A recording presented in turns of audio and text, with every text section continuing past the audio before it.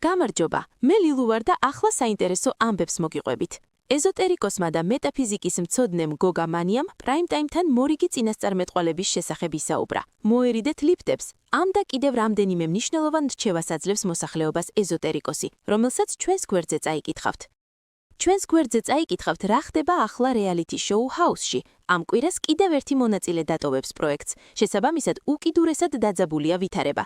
9 შვილის მამამ შემთხვევით შეიტყო, რომ უნაყოფო იყო. ჯერჯერობით უცნობია მაროკოელი წყვილის 35 წლიანი ქორწინება როგორ დასრულდება. ინდონეზიაში ქორწინებამდე სექსისთვის წყვილი 100 როზგით საჯაროდ დასაჯეს.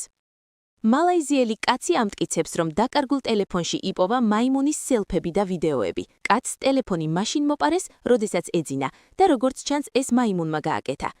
ინდოეთში 24 წლის ბიჭმა უმაღლეს სასწავლებელში ჩასაბარებლად ფეხის ნაწილი მოიჭრა. მეთოდმა გაჭრა, თუმცა ახლა პოლიცია იძიებს მის საქმეს. შოტლანდიის კუნძულებზე ვიკინგების ფესტივალი გაიმართა. კულმინაციური მომენტი იყო, როდესაც 1000-მდე მონაწილემ ანთებული ჩირაღდნებით ვიკინგების გემს ცეცხლი წაუკიდა. ამ და სხვა ბევრ საინტერესო ამბავს პრაიმ-ტაიმის გვერდზე წაიკითხავთ. მე კი ბედნიერ განწყობას გისურვებთ. შეხვედრამდე.